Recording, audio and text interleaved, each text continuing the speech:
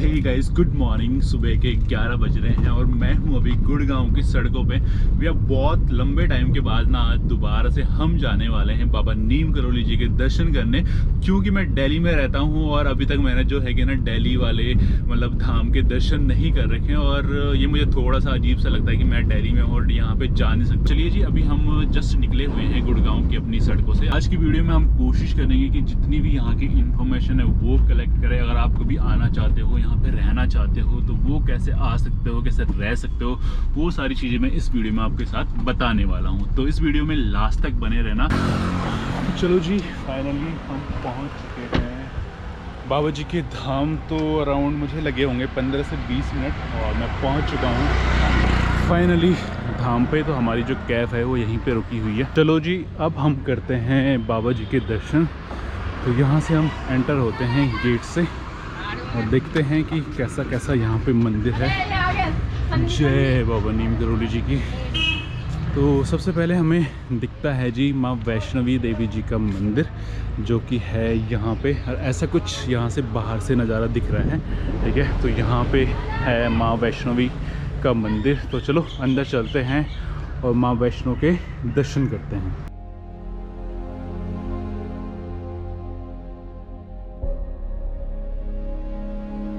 तो अभी हमने माँ वैष्णवी के दर्शन कर लिए हैं और हम जो है ना कि बाबा जी के दर्शन करने सीधा वहाँ से भी जा सकते हैं। वहाँ से भी हमारे पास रास्ता है, बट मैं जाना चाहता हूँ ना सीधे वाले रास्ते से, क्योंकि सबसे पहले जो हमारा रास्ता पड़ता है वो पड़ता है जी यहाँ वाला। क्योंकि सबसे पहले जो मूर्ति दिखती है ना वो हनुमान जी की दिखती है। तो इसलिए मैं सबसे पहले ना आपको हनुमान जी के दर्शन कराऊंगा और उसके बाद आपको नीम करोली बाबा जी के दर्शन कराऊंगा। तो चलो फिर चलते हैं अंदर।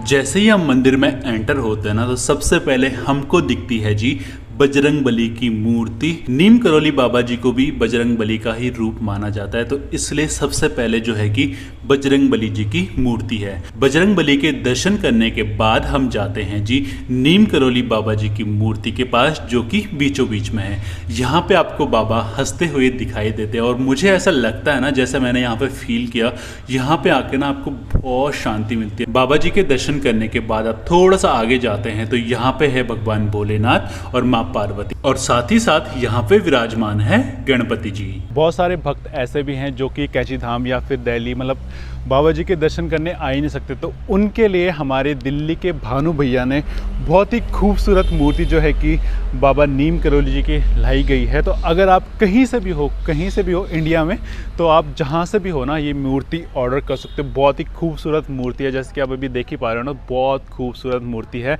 और इसका उद्घाटन करने ना मैं सीधा नीम करोली बाबा जी के धाम पे ही आया हूँ कि मैंने कहा तभी मैं अपने घर में और तभी बाबा जी को अपने मंदिर में स्थापित करूँगा कि पहले मैं बाबा जी के धाम पे लाऊं, उसके बाद मैं अपने घर पे ले जाऊंगा। अगर आप लोग भी बाबा नीम करोली जी को अपने घर पे लाना चाहते हो ना, आपको कुछ भी नहीं करना, नीचे डिस्क्रिप्शन में भानु भैया का नंबर दिया हुआ है, तो आप उस पर कॉल कर सकते हो और साथ ही साथ उनको व्हाट्सएप भी कर सकते हो, तो वो आपके घर पे इस मूर्ति को पहुंचा देंगे। अमेजोन पर अगर आप सेम मूर्ति का रेट देखोगे ना, तो वो मूर्ति जो आ रही है आपको 5,000 रुपये में आ रही है और भानु भैया जो दे रहे हैं वो दे रहे हैं जी 1,500 रुपये की। और उसमें आपका एडिशनल चार्ज जो लग जाएगा वो लग जाएगा शिपिंग चार्ज, तो वो आपको देना पड़ेगा। तो अराउंड 1 से 1.5 किलो का जो है कि पैकिंग करने के बाद जो है कि पूरा वजन हो जाएगा, तो जितना भी आपका शिपिंग चार्ज लगेगा वो एक्स्ट्रा देना पड़ेगा। अगर आपको भी ये मूर्ति चाहिए तो आप नीचे दिए हुए कॉन्टैक्ट नंबर पे कॉन्टैक्ट कर सकते हो और बाबा जी को अपने घर बुला सकते हो। तो जैसे ही हम बाबा जी के दर्शन करके आते हैं ना सामने से जी है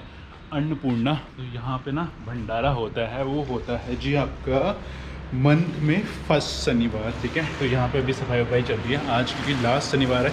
आज तो यहाँ पे होने नहीं वाला, तो अगले शनिवार यानी कि जो फर्स्ट शनिवार होगा मंथ का मई में, तो वहाँ पे ये पूरा जो है कि बहुत कितने लोग आते हैं वैसे यहाँ पे? सारे लोग आते हैं, बहुत सारे आते हैं ना। बजरंग बली, बाबा नीम करोली और महादेव के दर्शन करने के बाद हम जाते हैं जी बाबा की कुटिया में, जहाँ पे बाबा को विश्राम करते हुए दिखाया गया है। साथ ही साथ यहाँ पे श्री राधा कृष्ण और भगवान भोलेनाथ के साथ पार्वती जी भी विराजमान हैं। थोड़ा सा आगे बढ़ते ही मुझे ना यहाँ पे एक मंदिर और दिखा है और वो मंदिर मुझे लगता है कि आपको जानना बहुत ज़रूरी है। तो मेरे ठीक सामने है ना जो मंदिर, तो वो है जी सेवानंद जी का। तो सेवानंद जी वो इंसान है, वो ईश्वर भी हम उन्हें कह सकते हैं कि जिन्होंने मतलब यहाँ पूरा जो ये आश्रम है ना उसका निर्माण किया है। तो बाबा नीम करोली जी ने सेवानंद जी को यहाँ पे भेजा और पूरा यहाँ का उद्धार करवाया था। तो मेन यहाँ की कहानी है वो ये है कि यहाँ पे किसी संत ने ना इस गांव को श्राप दे दिया था कि यहाँ पे मतलब पानी नहीं आएगा। और ये पानी क्यों नहीं आएगा, क्योंकि कोई संत यहाँ पे आया हुआ था और शायद प्यासा था और उस प्यासे संत को किसी ने पानी नहीं दिया। तो उस संत ने गुस्से में आया, क्योंकि संत लोग बहुत सॉफ्ट भी होते हैं और बहुत जो है कि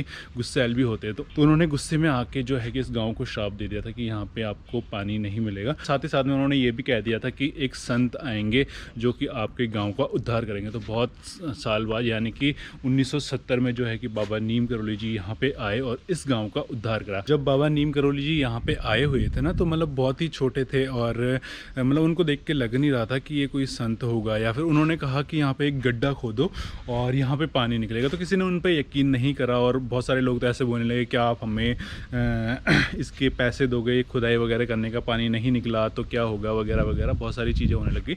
पर उनके कहने पे, लाग समझाने पे, उन्होंने जो लोग थे यहाँ के, उन्होंने यहाँ पे गड्ढा खोदा और फाइनली जो है कि पानी निकल गया। तो तब से लोग जो है कि बाबा नीम करोली जी को मानने लग गए और तब से उनका जो भी पूरा ये धाम है ना, वो जो पूरा धाम बनाया है वो बनाया है जी सेवानंद जी ने। ये पूरी समाधि जो है सेवानंद जी की है और उसी के सामने जो है कि हमारे हनुमान जी का मंदिर है। तो वो भी बहुत ही खूबसूरत था, अंदर जाके आप देख सकते हो। तो चलिए अब सेवानंद जी की कुटिया की ओर चलते हैं और सेवानंद जी की कुटिया देखते हैं कि कुटिया कैसी है उनकी। जैसा ही हम थोड़ा सा आगे बढ़ते हैं तो यहाँ पे साक्षात भगवान भोलेनाथ जी विराजमान है और राइट साइड में सेवानंद जी की कुटिया है, जहाँ पे आपको एक कुटिया और एक गुफा दिखती है। गुफा में बाबा जी अपना ध्यान किया करते थे। अगर आपका भी मन करता है यहाँ पे ध्यान करने का तो आप भी कुछ देर बैठ के यहाँ पे ध्यान कर सकते हैं।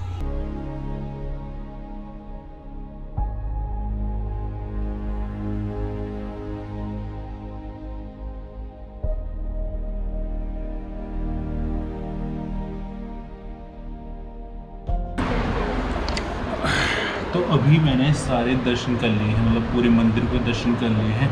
तो फाइनली मैं आया हूँ जी सेवानंद जी की कुटिया में और कुटिया में मुझे मिल रहा है यहाँ पे प्रसाद। तो आप प्रसाद देख सकते हो और ये लोग कह रहे हैं कि यहाँ पे ना सबके लिए जो भी मतलब आता है अगर तो हर किसी के लिए यहाँ पे प्रसाद मिलता है। तो बस आज हमें भी मौका मिला है। वैसे अगर आप सैटरडे को आते हो ना, महीने के फर्स्ट सैटरडे आते हो, तो आपको यहाँ पे पूरा भंडारा मिलने वाला है। तो शायद तब यहाँ पे नहीं मिले, बट ये जो प्रसाद है ना वो हमेशा आपको मिलता रहता है। तो हम भी आज इस प्रसाद के हकदार हुए हैं। तो थैंक यू बाबा जी।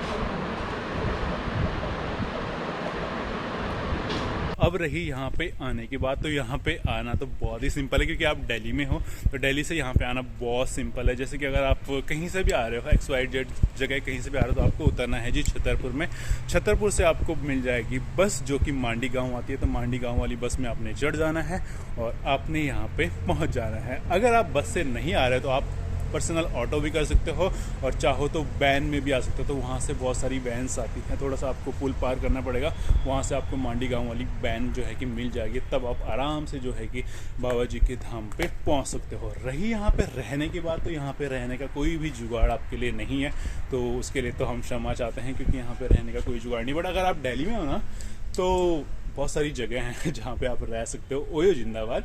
बाकी वैसे भी रूम्स वगैरह भी आसानी से मिल जाएंगे, मतलब दिल्ली में आ रहे हो तो कोई भी प्रॉब्लम नहीं होने वाली है। आई थिंक मुझे ऐसा लगता है। ये तीनों चीज़ें हमारी जो है कि कंक्लूड हो चुकी हैं। यहाँ पे आना कैसे, यहाँ पे रहने का जुगाड़ नहीं है, तो आसपास रहना कैसा है, और खाने का जुगाड़, तो यहाँ पे आसपास मुझे कोई भी दुकानें नहीं दिख रही, तो खाने का जुगाड़ आपको अंदर हो जाएगा। और जहाँ जहाँ पे आप जा रहे हो ना मंदिर में, वहाँ पे 2 केले तो मेरे जेब में जो है कि पड़े हुए हैं। तो यहाँ पे आराम से आपको ना जो है कि प्रसाद वगैरह भी मिल जाएगा, तो आपको पेट वैसे ही भर जाएगा। क्योंकि बाबा जी के पास आया ना तो बाबा जी आपको ऐसे खाली पेट तो नहीं जाने देंगे। बाकी अगर शनिवार को आते हो तो यहाँ पे आपके लिए जो है कि यहाँ पे भंडारा लगता है, तो वहाँ पे आप भंडारा ग्रहण कर सकते हो। बाबा जी के आश्रम के ठीक सामने पड़ता है जी गौशाला। तो अगर आप गौशाला के लिए कुछ दान देना चाहते हैं, यानी कि भूसे के लिए, घास के लिए कुछ दान देना चाहते हो, तो यहाँ पे दान भी दे सकते हो।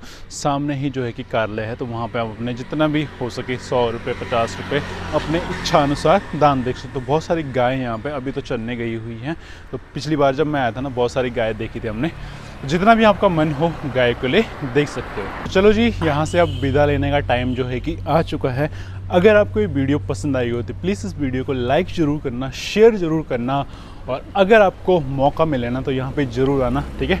आज मैं अपनी दादी जी के साथ आया था क्योंकि दादी जी हो जाती घर में बोर, तो मैंने सोचा कि दादी जी को घुमाने ले जाते। तो अभी यहाँ के लोकल प्लेसेस भी हम बहुत कवर करने वाले हैं क्योंकि मैं ना अब दिल्ली में शिफ्ट हो चुका हूँ, तो दिल्ली के आसपास की जगह हम सारी कवर करेंगे। आज हम फर्स्ट डे आए थे जी बाबा नीम करोली जी के धाम पे। तो वीडियो पसंद आई हो तो क्या करना, लाइक करना, शेयर ज़रूर करना और इस चैनल को सब्सक्राइब ज़रूर कर देना। तो मिलते हैं जी ऐसी किसी नेक्स्ट वीडियो में, तब तक के लिए जी जय श्री राम।